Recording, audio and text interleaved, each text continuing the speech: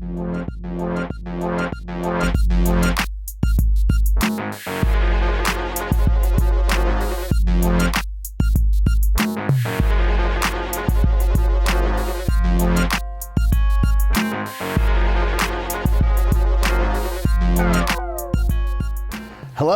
and welcome to another community chat. My name is Kevin Tocci.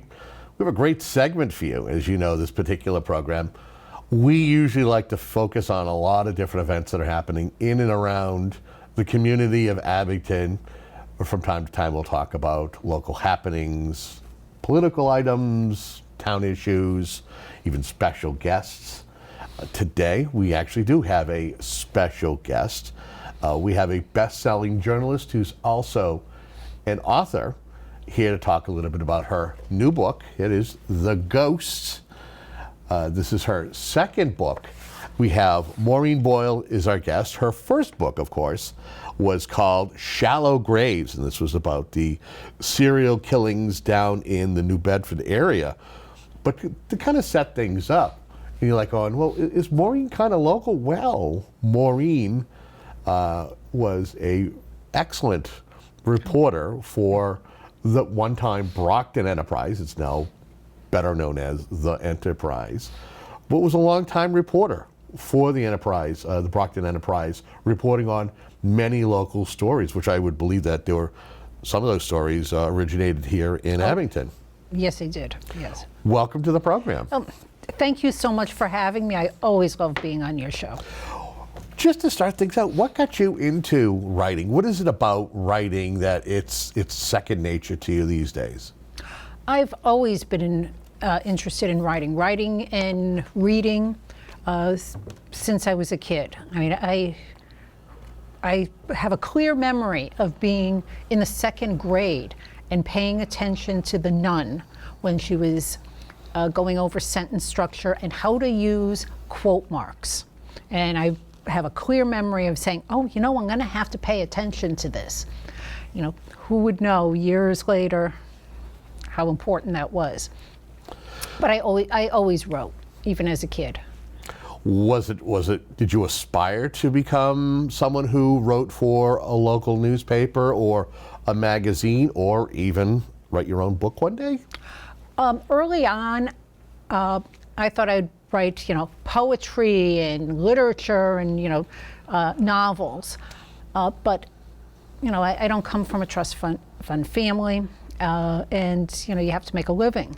And I discovered that you could make a living as a newspaper reporter writing. And I had some internships when I was living in Connecticut at the time. That's where I'm from.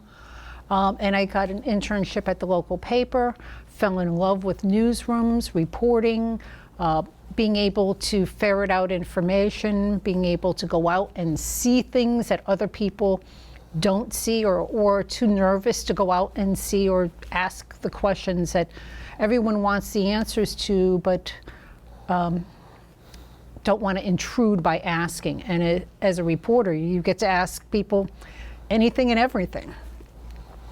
So would you be safe to say that you are a true crimes author? Is that something that would best identify you as an author at this date? Yes, yeah, definitely. I sort of fell into crime reporting. As a kid, I was always interested in mysteries and reading mysteries, reading mystery magazines, things like Alfred Hitchcock magazine, Ellery Queen, and watching them on TV. And then once I got into journalism, initially I thought I'd be covering politics because that's supposed to be, the best thing to do. But instead I wound up covering cops, and I found that fascinating because you get to see people at their best and you get to see them at their worst. And you get to cover stories that really highlight the resiliency of people and communities. Now, your first book, Shallow Graves, an astounding book, a great book, and it basically, the basis of it is something that you actually had covered as a reporter. Is that accurate? Yes, it is. I was working in New Bedford for the Standard Times of New Bedford at the time, and I was covering police and crime. I was covering heroin addiction back then. This was in the 80s, and covering prostitution, drug addiction, the marriage of the two, and suddenly there was some cases, first involving assaults on drug-addicted women, and then the disappearances of women in the community. And unfortunately, many of them wound up being found dead along the highways. And it's still unsolved to this day, of course. It wound up being 11 women went missing, 1988, in a very short period of time. 9 of them were found dead along 195, 140, and Route 88 in Westport. And 2 of the women are still missing. Now, how long was your career as a reporter for various newspapers? All total? All total. A long, long time. I started working on newspapers when I was right out of high school as an intern, and then right through college, and I've never looked back.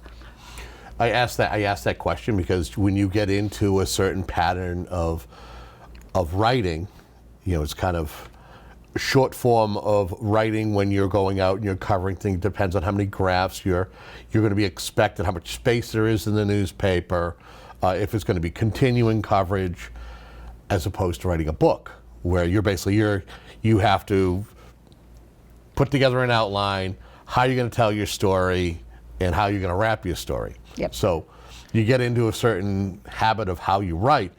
Did you have to change your style of writing from when you were writing for a local scribe to writing a book? Yeah, you do have to change things because you're writing long form. Right. But because I'd been working in newspapers for so long, I would always try to look for different angles and different ways of writing stories because, I get bored. So I would want to look for a different angle, a different approach to stories, because let's face it, if you're covering cops and there's bank robberies, how many times can you write about a bank robbery that it makes it look different? So I was always looking for a narrative angle for different types of stories, and sort of experimented as a newspaper reporter in that area. So once I decided to start writing books, that practice as a reporter really came in handy. But you do have to slow things out and down and air things out more. Yeah, a little more deeper articulation as well. Much deeper. Okay. What was it like to write your first book and then consider writing a second one? I had no idea what I was getting myself into with the first book, and that was probably a very good that I did not know all the work that was going into it. It was a lot of work, a lot of research, a lot of interviews, because with the first book, I knew the story, but did I really know the story? So I had to go back and re-interview people and dig up some additional files, different information, just to give the book much more depth. And I learned a lot about the case and about my own writing doing that. In this book, The Ghost, once Shallow Graves came out, I was looking for another project. I think I was crazy, but I said, okay, well, what can I do next? And this story came about. I was intrigued by it and started making some calls just to see if it was doable. Give us some backstory about Police Chief Greg Adams, who is the Saxonburg police chief who was murdered. Yes. Greg Adams was in his early 30s, father of 2 young children. Saxonburg is Mayberry. If you imagine Mayberry, that truly is Saxonburg, Pennsylvania. It's outside of Pittsburgh, western Pennsylvania. It's a very small community, very nice community. At the time, 1980, Chief Adams was one of 2 full-time police officers on the Saxonburg Department. He was on a routine patrol through town, and it's believed that he was trying to catch some speeders, and he pulled over a vehicle in the Agway parking lot about 2 blocks away from the police department, and something horrible happened, and he wound up being shot to death. And the killer drove off and was not seen. And now we have to remember 1980, it's very, I always have to remind people that what we have today did not exist in the 80s, particularly in technology. So there wasn't surveillance cameras, there weren't computers, there weren't cell phones, readily available. Even the very act of running a license plate back in the 80s was not as easy as it is today. Right. It involved a lot of phone calls. So it took the police a few days before they were able to positively identify who the killer was. And it was old-fashioned police work, checking files, going to find, and I detail it in the book of how difficult it was to get the name of the killer, because the killer left behind his driver's license with one name on it. And they had to do so much work to find out who this person was and what the aliases of this person was. And by the time they did find that answer, the trail wasn't cold, but it wasn't hot. But they worked so hard on it at that point to try to identify him and then find the killer, who was from Massachusetts. Was living in New Bedford, Massachusetts with his wife. Well, talk about the coming into this 4 decades after the act happens. What's it like coming into this case? It was. I was a little bit nervous. We went down. At first, I made a number of calls to Saxonburg and interviewed some of the principal characters down there who were involved with the case. And then my husband and I, we drove down to Saxonburg for a memorial dedication in honor of the chief, and to talk to more people and find out, actually see where the chief was killed, where he was living, the proximity to different places. And I'll tell you, the people in Saxonburg couldn't have been more cooperative and more welcoming. It was just so refreshing, because they really wanted this story told, because they have never forgotten Greg Adams. Every year they remember him. It had been an open wound in the town. So I would ask you this: when did you start writing the book? Because I sense that you may have started somewhere around either prior to the pandemic, taking full grip of us, or maybe somewhere at the height of it. Before, Okay. Definitely before. The way my writing process is I have a tendency to sort of sketch out my scenes as I'm reporting, so that it's still fresh in my mind with dialogue and details, so I'm not so overwhelmed at the end of the process. See, almost like you're doing a little storyboarding with it. Yes, yes. Very nice. Okay. So I look at each chapter as an individual story, an individual scene. What was it, if you were to do a compare and contrast as to writing your first book, Shallow Graves, and writing this one, was it far easier to write this one, or were there degrees of difficulty that you had to endure? This one was easier because I was so emotionally attached to the first book, and to the story of the women who were killed in New Bedford. That was personal for me. I know the family members. I was there during the investigation. And it still bothers me that the killer has not been identified when I just know that someone knows who it is. I think with any project any of us take on, there are those challenges. I would sense that probably the primary one for you was the distance between yourself and where the incident took place and that you were writing about. What other challenges did you face while putting this book together?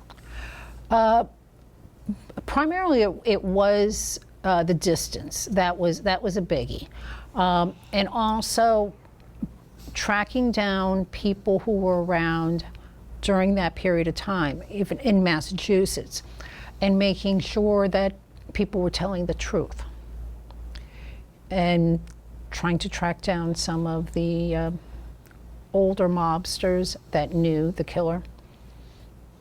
So it sounds like there was a degree of difficulty trying to vet out each individual who was either going to play a role in your storytelling, or that maybe you would just kind of leave on the cutting room floor. Yeah, exactly.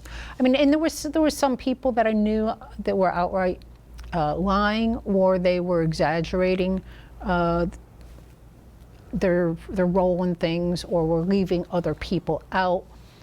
And there was other situations where I just had a bad feeling about how the interview was going and the information I was getting. So if I trust my instincts in that there's something not right here. What was it like usually when you get a first draft together, and you either cull it down and make changes? Did you have to go through any of that? Yeah, I did. And I absolutely hate the rewriting process. I absolutely hate doing that. But it has to be done. And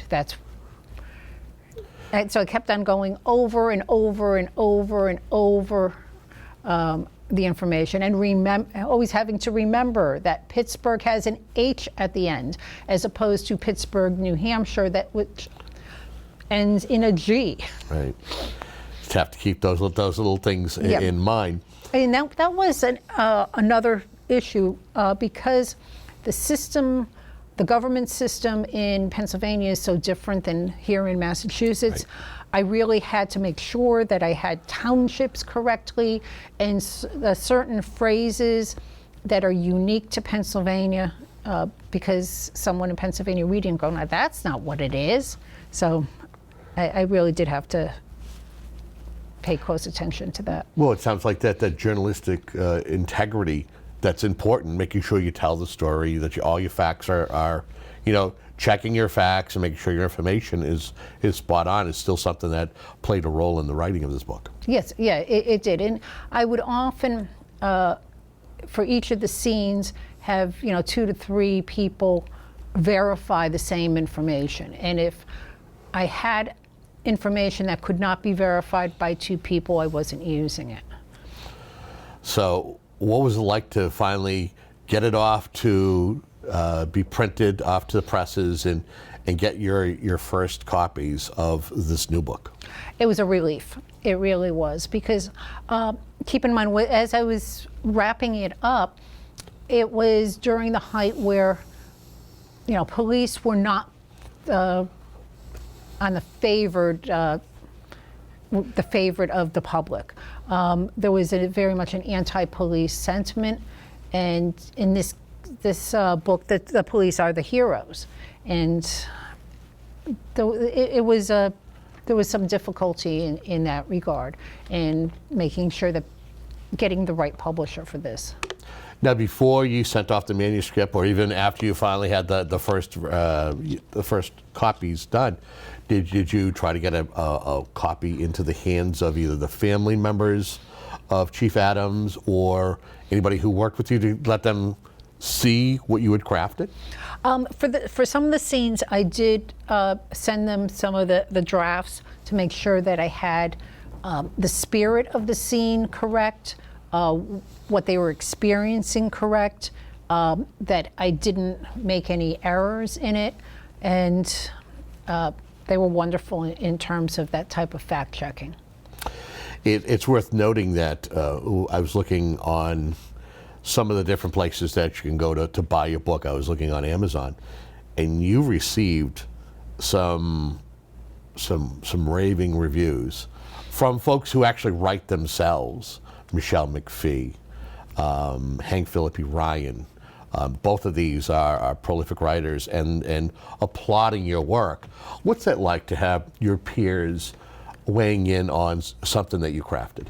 You know, it's very, very humbling. It really is, because they are such good writers. They're such good reporters. You know, I'm just so grateful that they read the book, that they enjoyed it. And it was just very humbling, and I'm just so grateful. If folks did want to get a copy of this, could you share that information as to the best ways for them to be able to pick up a copy? It's available on Amazon, Barnes & Noble locally, local bookstores. Just go in and ask them, and they can order it for you. And then through the publisher, Black Lion Publishing, which is out of Oregon. Are you looking forward to, now that we're kind of in a post-pandemic lifestyle? I know that you did a lot of work, a lot of footwork, and you visited a lot of libraries and did a lot of talks for shallow grades. Are you looking forward to doing the same thing with the Ghost, getting out in the public and signing books and stuff? Oh, very much so. I've been cooped up in the house for a year, and really looking forward to going to bookstores, going to libraries, talking to anyone who will have me. I have one talk scheduled with a veterans group in the end of this month, and then we're going to be in Saxonburg, Pennsylvania, sometime next month. We're going to be in Middleborough in September, and some of the other dates. As the state is slowly opening up, we're just filling in dates and times. It seems as though that maybe this book is going to be something that's going to expand beyond the Commonwealth of Massachusetts, or even regionally the South Shore here. You got to be excited. I am. I really am. I really am. I mean, it was really my honor to tell the story of Chief Adams and the work that went into finding his killer after all of these years. And it's worth noting that I didn't mention this, but and I should have in your introduction. She's also a journalism teacher for Stonehill College. Now, are you going to have you shared this book or the information about this book with your classes prior to them letting out? Yes. So they're all aware of it. The journalism program, it's a small program, so I know all the kids that are in it, the young adults that are in it. And I'm, they're popping up on social media, holding the books, and go, look what came in the mail. So I'm excited to see to hear what they think of it, because they can be pretty harsh critics. Well, let me ask you this: as someone who you've written your second book, if you were to give any advice to any aspiring writer who may want to go into being a writer or a reporter, or wants to write their own book, if you were to give them a little nugget of information or advice moving forward to help them, what would you say? Just write. Sit down and write. Write for your local publication. Write for a magazine. Just do it. Anything you can do to be printed, or at least be able to, or for it to show or to others. Yep. And you should be writing every single day. The more you write, the better you get. You should be writing at least an hour a day. And how important is it getting critique from others for your betterment? A good editor is crucial, and you should always listen to what editors are telling you. Editors generally always make your writing better, because you wind up reading over errors in your own writing, because you're filling in the gaps in your head, and someone else who's reading it will go like, oh, well, what does this mean over here? And oh, yeah, you're right. It doesn't make any sense. It's important. Oh, it's very, very important. I want to thank you so much for being a guest on this program and sharing your new book, The Ghost, with our viewers. Well, thank you for having me. I always love talking with you. Excellent. Well, we're going to keep an eye on you. I'm sure there are more projects down the road. We'd love to have you back. All right, thank you. You got it. I want to thank you for tuning in to Community Chat. If you have a chance, check out the new book, The Ghost. Until next time, have a great day.